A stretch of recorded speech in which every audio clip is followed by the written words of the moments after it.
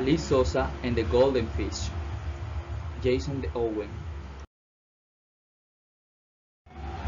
Once upon a time, there was a creative boy called Ali Sosa. He was on the way to see his old friend Sam Smith when he decided to take a shortcut through Cocora Forest. It wasn't long before Ali got lost. He looked around, but all he could see were trees. Nervously, he fell into the bag for his favorite toy, Mr. Davy. But Mr. Davy was nowhere to be found. Ali began to panic. He felt sure he had packed Mr. Davy. To make matters worse, he was starting to feel hungry. Unexpectedly, he saw a golden fish dressed in a pink hat disappearing into the trees. A what? Through Ali. For the want of anything better to do, he decided to follow the peculiarly dressed fish.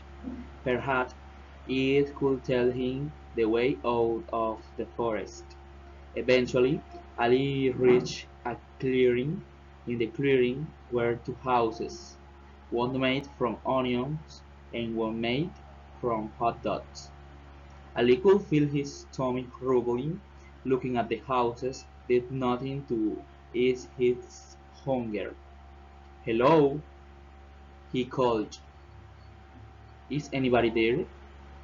Nobody replied. Ali looked at the roof on the closest house and wondered if it would be rude to eat somebody else's chimney. Obviously, it would be impolite to eat a whole house, but perhaps it would be considered acceptable to nibble the odd fixture of lit the odd feasting in a time of need.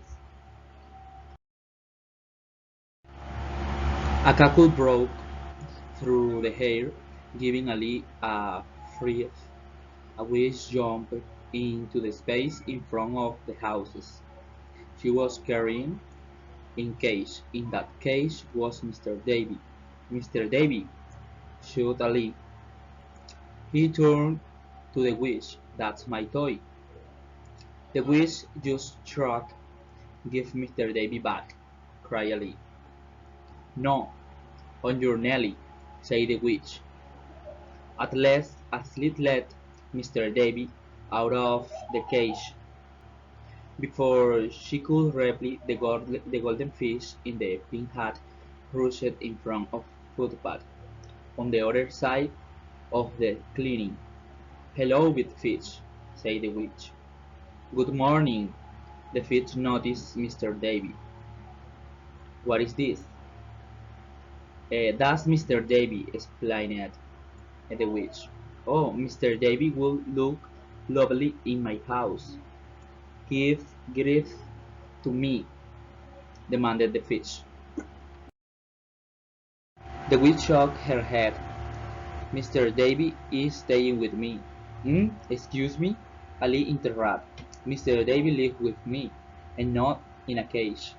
Big Fish ignored him. "Is there nothing you'll trade?" he asked the witch. The witch thought for a moment, then said, "I'd like to be entertained. I'll release him to anybody who can eat a whole front door." Big Fish looked at the house made from hot dog and said, "No problem. I could eat an entire house made from hot dog if I wanted to." "There's no need to show off," said the witch. "Just eat one front door and I'll let you have Mr. Davy."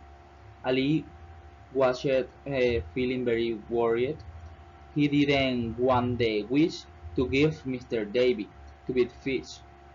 He didn't think Mr. Davy would like living with a golden fish away from his house. and his all other toys. Big Fish put on his bib and withdrew a knife and fork from his pocket. "I'll eat this whole house," said Big Fish. "Just you watch." Big Fish pulled off a corner of the front door of the house made from hot dogs. He gulped it down, smiling, and went back for more and more. Eventually, Big Fish started to get bigger, just a little bit bigger at first. But after a few more forkfuls of hot dogs, he grew to the size of a large snowball, and he was very big as round. "I don't feel too good," said Big Fish. Suddenly, he started to rot. He'd grown so round that he could no longer balance. "Help!" he cried, as he rolled off down a slope into the forest. Big Fish never finished eating the front door made from hot dogs, and Mr. Davy remained trapped in the witch cage. "That's it," said the witch. "I win. I get to keep Mr. Davy." "Not so fast," said Ali. "There is still one front door to go. The front door of the house made from onions, and haven't had a turn yet." "I don't have to give you a turn," laughed the witch. "My game, my rules." The woodcutter's voice scurried through the forest. "I think you should give him a chance. It's only fair." "Fine," said the witch. "But you saw what happened to the fish. He won't last long." "I'll be right back," said Ali. "What?" said the witch. "Were you sense of impatience? Thought you wanted Mr. Davy back?" Ali ignored the witch and gathering a hefty pile of sticks, he came back to the clearing and started a small campfire. Carefully, he broke off a piece of the door of the house made from onions and fastened it over the fire. Once it had cooked and cooled just a little, he took a bite.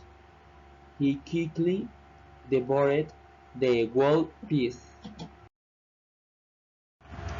Ali sat down on the nearby lawn. "You failed," cackled the witch. "You were supposed to eat the whole door." I haven't finished," explained Ali.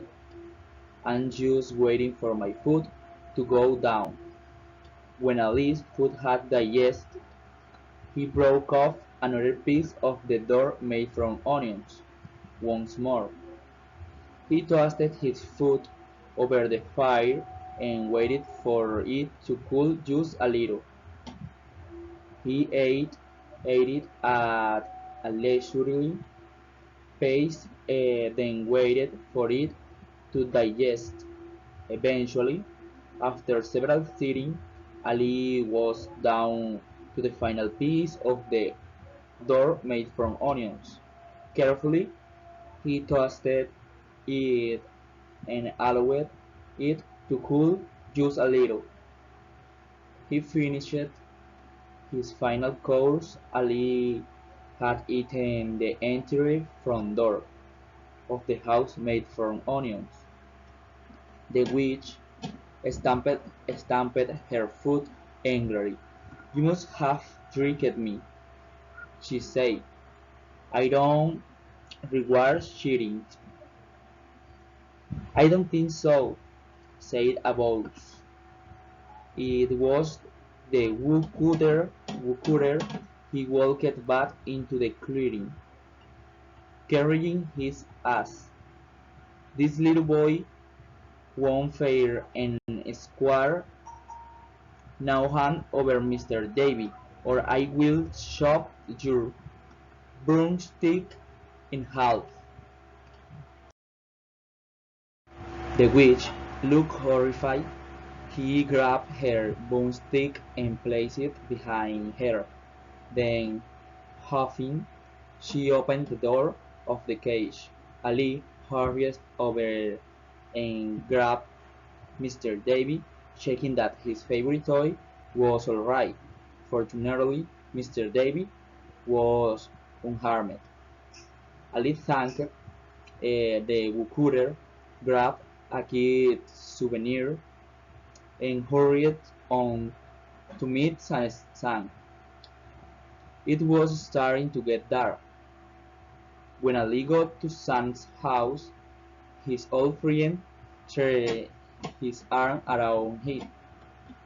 "I was so worried," cried Sam. "You are very late." As Ali described his day, he could tell that Sam didn't believe him, so he grabbed a napkin from his pocket. "What's that?" asked Sam. Ali unwrapped a doorknob made from hot dog pudding. He said. Sam almost fell off his chair.